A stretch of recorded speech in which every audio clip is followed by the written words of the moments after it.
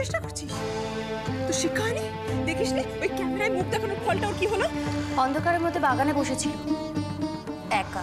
একটা grand news আছে, আমাদের বৌমনি কলেজে ফার্স্ট হয়েছে। এটাকে কিন্তু সেলিব্রেট করতে হবে একদম, আর আমাদের তার সাথে গ্র্যান্ড পার্টি চাই চাই চাই। হবে তো দাদা ভাই? কি রে বল বল। হোক।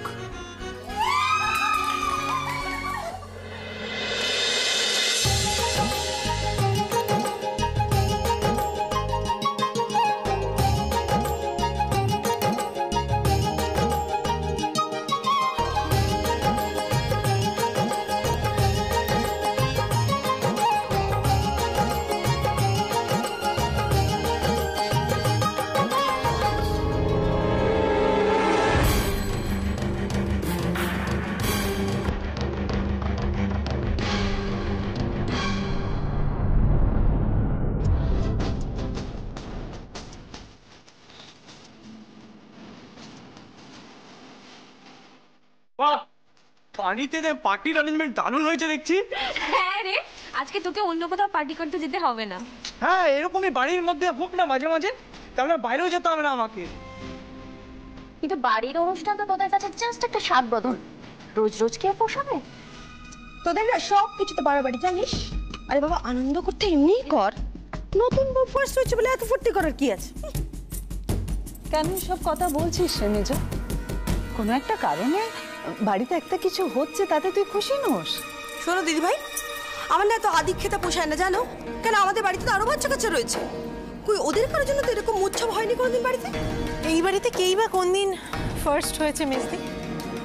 যদিও ফার্স্ট হই বা কি করবে, এবারে ছেলে হোক বা মেয়ে সবারই তো ভবিষ্যৎ ঠিক করা, তাই না?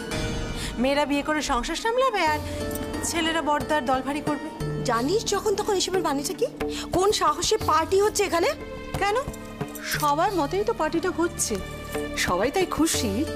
আচ্ছা দাদাকে জানানো হয়েছে? দাদার পারমিশন নেওয়া হয়েছে?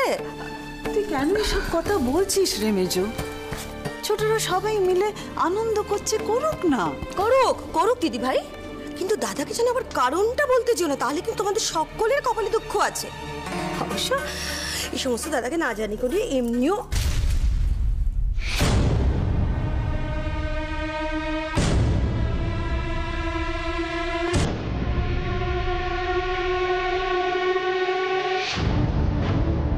কি তুমি হঠাৎ এখানে? আমাকে এখানে আসতে বলা হচ্ছে। তোমাকে আসতে বলা হয়েছে মানে কে কে তোমায় আসতে বললো? আমি বলেছি মা।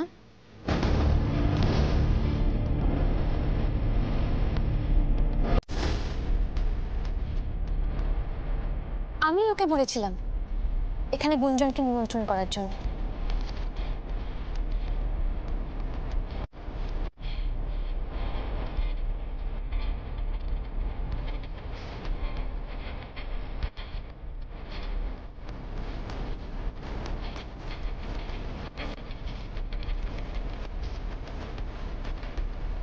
বৌমনি, এটা একটা ঘরোয়া অনুষ্ঠান, এখানে তুমি কেন আবার বাইরের কাউকে? কারণ আছে, আমার অনেক খারাপ লাগা আছে। সেদিন আমি নিজের অজান্তেই গুঞ্জনের এঙ্গেজমেন্ট নষ্ট করেছিলাম, তারপর আর কখনো সুযোগ পাইনি ওর কাছে নিজের দুঃখ প্রকাশ করার। আজ এই বাড়িতে সকলের ইচ্ছে একটা খুশির মুহূর্ত তৈরি হয়েছে, আর আমার মনে হয় তোমাকে সরি বলার এর থেকে ভালো কোনো সুযোগ আমি আর পাবো না। তাই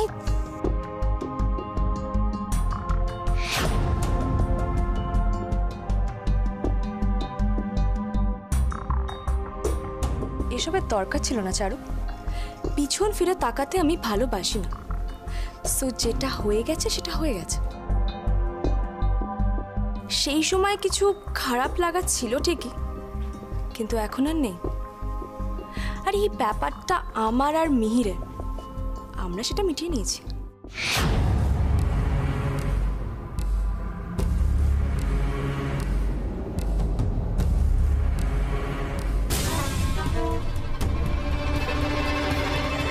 আমার আমার এটুকুই চাওয়া ছিল।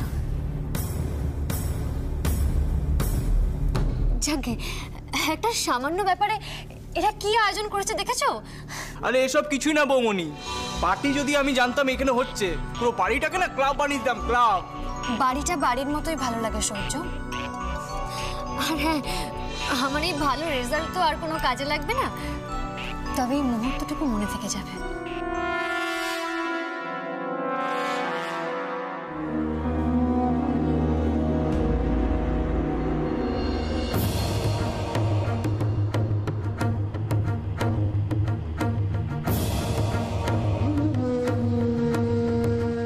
মিহির, তুমি গুঞ্জনের সঙ্গে কথা বলো, আমি একটু দেখি ওদিকটা কি হচ্ছে।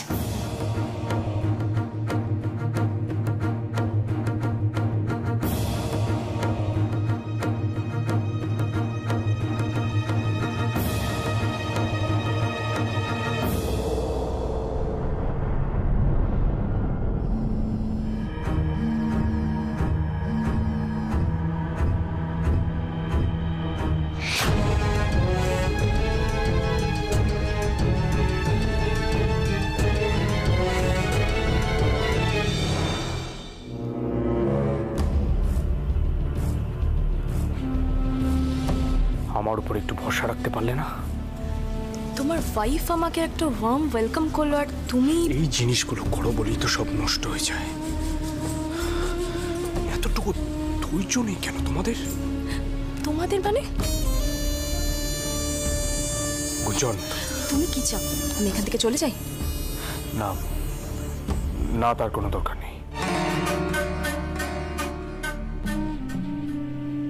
আমি জাস্ট একটা রিকোয়েস্ট করব, প্লিজ এখানে কোনো কিছু তুমি। আমি কিছু করব না, কিন্তু তুমি তো করতেই পারো। কি? আজকে এত বড় একটা সুযোগ, তুমি সবার সামনে ওকে সত্যি কথাটা বলে দাও।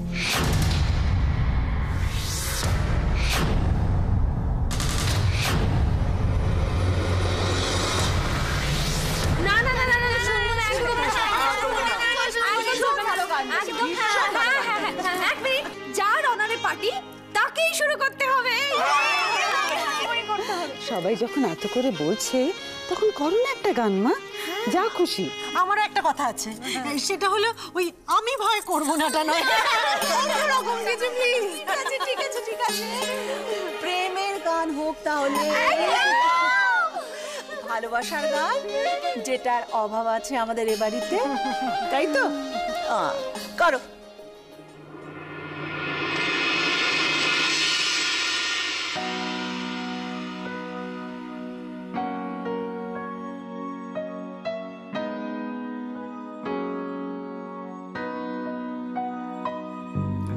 চোখের আলোয় দেখেছিলেন চোখের বাহিরে,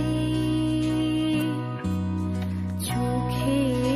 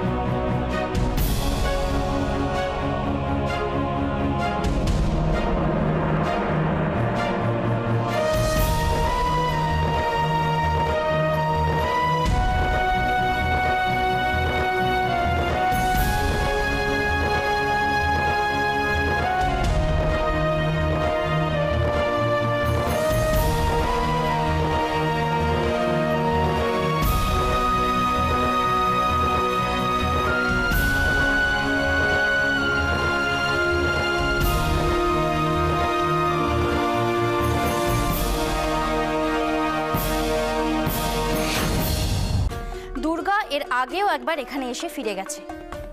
আজও আমি না গেলে সিকিউরিটিরা ওকে ঢুকতে দিচ্ছিল না। কিন্তু ওর তো এখানে এভাবে দুর্গা বৌমনির বোন মেজমা, তাই ও এ বাড়িতে এসে দিদির সঙ্গে দেখা না করে বাড়ির বাইরে থেকে চলে যাবে, সেটা নিশ্চয়ই কোনো ভালো কথা নয়। দুর্গা, দুর্গা তুমি এসো। বৌমনি যাও, যাও যাও যাও।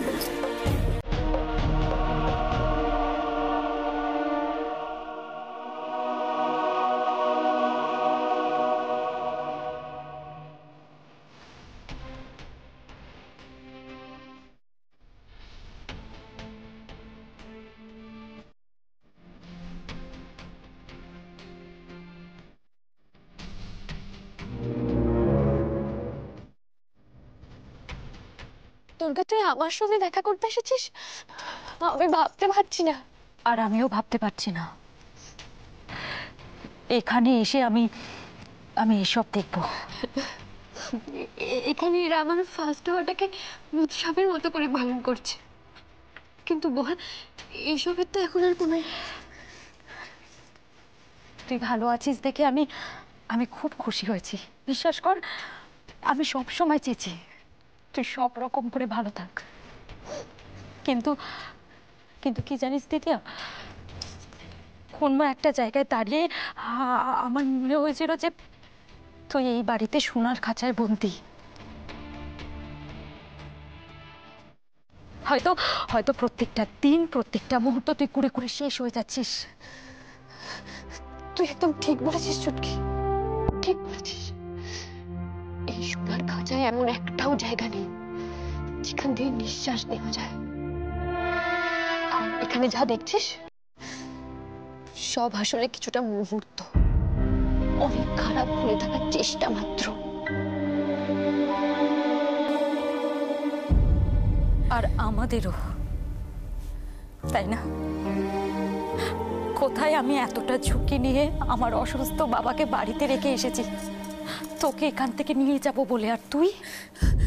বাবার কি হয়েছে? খেসারত দিচ্ছে, তোকে কষ্ট দিয়েছে না? তুই তো জানতিস বাবাকে পুলিশ ধরে নিয়ে গেছে। তারপরে তুই খোঁজ নিয়েছিস বাবা কি রকম আছে? আমি নিজের চোখে দেখছি প্রত্যেকটা দিন, প্রত্যেকটা মুহূর্ত বাবা শুকিয়ে যাচ্ছে, যন্ত্রণায় টুকরো টুকরো হয়ে যাচ্ছে। আর তুই এখন এখানে এসে যা দেখছিস সব মিথ্যে চুটকি, সব মিথ্যে। যে ভালোবাসার জন্য আজ আমি তোদেরকে ছেড়ে রয়েছি, সেটাই আমাকে অনেক বড় প্রশ্নের সামনে এনে দাঁড় করিয়েছে। এই শোন, তোর ভালোবাসার খবর না আমি এখন শুনতে চাইনি।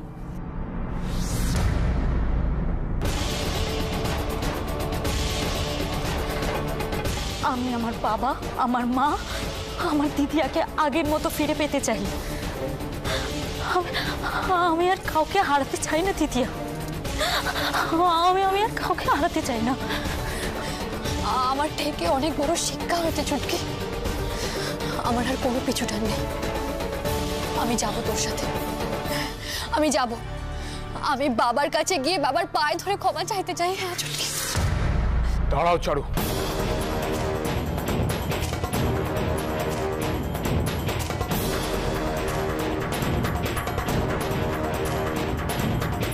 এই সব কিছু তোমার কাছে এক সেকেন্ডে মিথ্যে হয়ে গেল। তোমার খারাপ লাগাটাই সব, নিজের মতো করে যা মনে হলো তাই বলে দিলে। আমি তোমার কাছে কেউ না, নাকি আমি এক্সিস্টই করি না? মিহির, আমার বাবা অসুস্থ, আমাকে যেতেই হবে। আমি খুশি হব তুমি এসবের মাঝখানে কথা না বললে। চারু, কি শুরু করলি বলতো? একটা আনন্দের দিন, সবাই মিলে আনন্দ করব, তা না। মেয়ের এই কথাগুলো নিজেদের ঘরে হওয়া উচিত, সবার সামনে নয়। ও যখন সবার সামনে কথাটা তুলেছে তখন সবার সামনে বলতেই আমি বাধ্য হচ্ছি।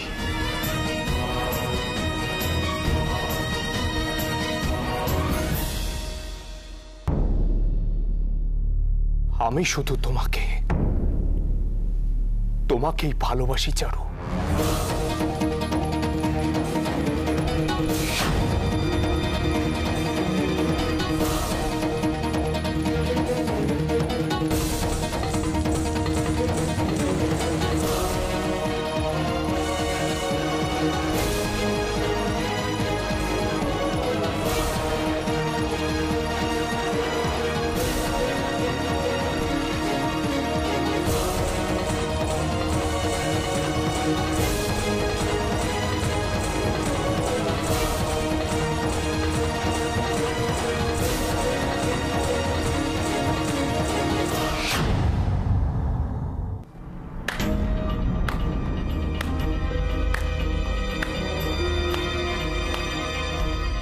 What a scene! শাবাশ, কি সুন্দরভাবে তুমি চারুকে প্রপোজ করলে। তোমার এই কথাগুলো যদি সত্যি হয় তাহলে কি এটা মিথ্যে? এনগেজমেন্ট ভেঙে যাবার পর তুমি আমাকে এই আংটিটা পরিয়ে দিয়েছিলে, আর সেটার উইটনেস কিন্তু তোমার বাবা, আমার বাবাও ছিলেন।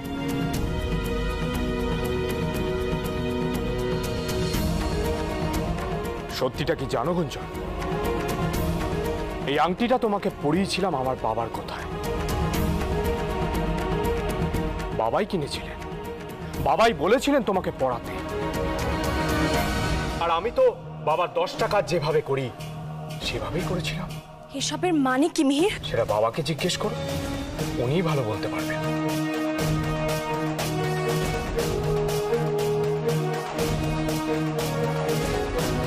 ও হ্যাঁ, আরো একটা সত্যি কথা তোমাকে জানাতে হবে। এইটা দেখছো? এইটা আমার ভালোবাসা।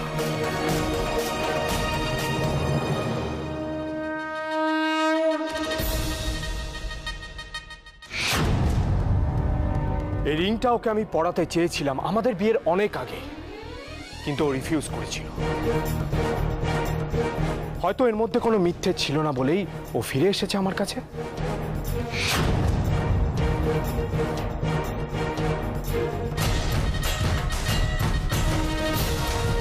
কিছু তো জোর আছে ভালোবাসা, নাহলে এই রিংটা ওর হাতে থাকতো না। তবে হ্যাঁ, তোমার হাতে যে রিংটা রয়েছে তার থেকে এটার দাম হয়তো অনেক কম, কারণ খুব তাড়াহুড়োয় কিনেছিলাম তো, সুন্দর দেখে কিনতে পারিনি। কিন্তু এটা আমার ভালোবাসার চিহ্ন। তুমি এই মেয়েটার জন্য আমাকে এভাবে ইনসাল্ট করলে? না, ইনসাল্ট করিনি তো। তোমার মনে একটা কনফিউশন ছিল, কোনটা সত্যি কোনটা মিথ্যে তুমি জানতে চেয়েছিলে, সেটা আমি জানিয়ে দিলাম। আপনারা এভাবে দাঁড়িয়ে দাঁড়িয়ে দেখছেন, কারোর কিছু বলার নেই? তুমি তো আমাদেরকে কোনো প্রশ্ন করনি গুঞ্জন, যাকে প্রশ্নটা করলে সে তো উত্তর দিয়ে দিল। ও তো নিজের বউকে ভালোবাসবে না তো কাকে ভালোবাসবে? আর তুমি বোকার মতো প্রশ্ন করছোই বা কেন? এটা কিন্তু আমি ভুলবো না মিহির, যেটা হলো সেটা কিন্তু একদম ভালো। প্লিজ কাম ডাউন গুঞ্জন, একবার ঠান্ডা মাথায় ভাবো। আমি কিন্তু তোমার যা করার তুমি করেছো, এবার আমার যা করার আমি করব, and you have to pay for this.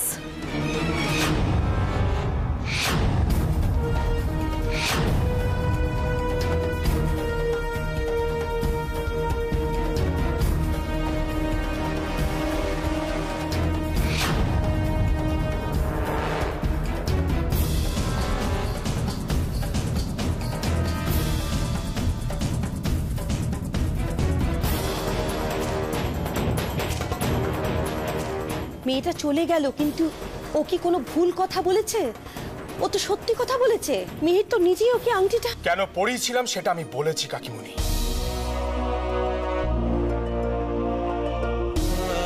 চারু, চারু, আমাকে ভুল বুঝে একটা ভুল করতে যাচ্ছিলে তুমি। ভালোই হলো, আমার একটা বড় ভুল আজ আমি শুধরে নিলাম। I love you, Charu. I love you.